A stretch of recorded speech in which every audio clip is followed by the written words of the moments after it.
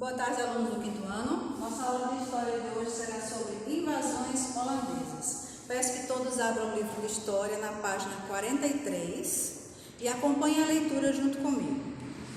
Invasões holandesas. O açúcar produzido no Brasil era transportado para a Europa por holandeses e portugueses que tinham um bom relacionamento.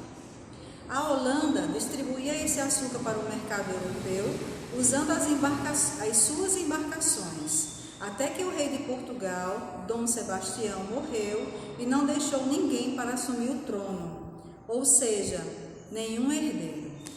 O rei da Espanha, Filipe II, por ser neto do antigo rei de Portugal, Dom Manuel, assumiu o trono português. Isso se chama sucessão por via hereditária. Assim, houve a chamada União Ibérica, junção das coroas portuguesa e espanhola sobre o mesmo governo. Então, só para explicar um pouquinho, a Holanda tinha um acordo com os portugueses em que eles usavam os mesmos navios para transportar a cana-de-açúcar, tá? O açúcar produzido aqui no Brasil. Então, tanto era utilizado, a Holanda utilizava os transportes dos portugueses, como o português também usava. Quando o rei morreu, acabou esse acordo, tá? E o rei que assumiu foi que teve o encerramento desse acordo. Vamos lá. Tal situação proporcionou alguns problemas para Filipe II, pois seus antigos inimigos, os ingleses, franceses e holandeses, procuravam invadir o Brasil, agora uma colônia da Espanha. Em 1824, a Holanda invadiu o Brasil, chegando pela Bahia. Nessa época, o governador Diogo de Mendonça Furtado foi preso pelos holandeses, que se apoderaram da cidade de Salvador. O bispo Dom Marcos Teixeira organizou, junto com os senhores de engenhos, trabalhadores e escravos, a resistência aos invasores. Então, eles não queriam ser dominados pelos holandeses. No ano de 1625, Portugal e Espanha uniram-se e enviaram esquadras para expulsar os holandeses. Em 1630, os holandeses invadiram novamente o Brasil, dessa vez por Pernambuco, pois era a capital que mais produzia o açúcar. O governador de Pernambuco era Matias de Albuquerque. Ele fugiu para o interior e fundou o Forte do Arraial do Bom Jesus. Com a ajuda de indígenas e escravos, eles conseguiram resistir por algum tempo aos holandeses, organizando pontos de ataque. Domingos Fernandes Calabar conhecia cada um desses pontos e passou para o lado dos holandeses, ajudando-os. E assim os holandeses conseguiram vencer.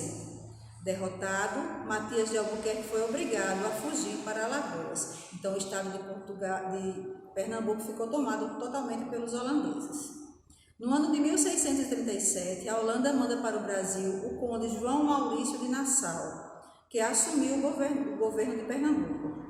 Devido a invasões holandesas e às brigas entre holandeses e pernambucanos, Pernambuco estava em péssimo estado.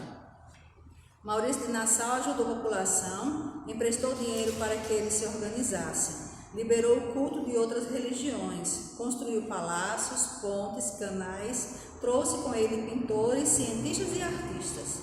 Com ele, embelezou Recife, ela passou a ser conhecida como a cidade Maurícia, em sua homenagem. Os pintores Franz Post e Albert Ecknold estavam entre os artistas que vieram com Nassau para o Brasil. Eles se destacaram pintando as paisagens e a natureza e representando os habitantes, a fauna e a flora do Brasil. Em 1640, Portugal libertou-se do domínio espanhol e assinou um tratado de paz com a Holanda. Em 1644, o rei da Holanda mandou chamar Maurício de Nassau de volta para o seu país. Com a partida de Maurício de Nassau, os holandeses que aqui ficaram exigiram que os pernambucanos pagassem suas dívidas. Revoltados, os senhores de engenho resolveram recomeçar a luta para a expulsão dos holandeses de Pernambuco. A luta dos pernambucanos contra os holandeses foi chamada de Insurreição Pernambucana e durou 10 anos. Muitas batalhas ocorreram até que, finalmente, em 1654, na Batalha dos Guararapes, os holandeses foram derrotados. Quando os holandeses voltaram, levaram mudas de cana-de-açúcar e iniciaram a produção de açúcar nas Antilhas para vender na Europa. Então, para que você possa exercitar o assunto que nós vimos falando sobre as invasões holandesas, você vai reler o texto e vai responder das páginas 43 a 46 do seu livro de história. Espero que todos tenham gostado da aula de hoje. Nos vemos em breve. Tchau, tchau.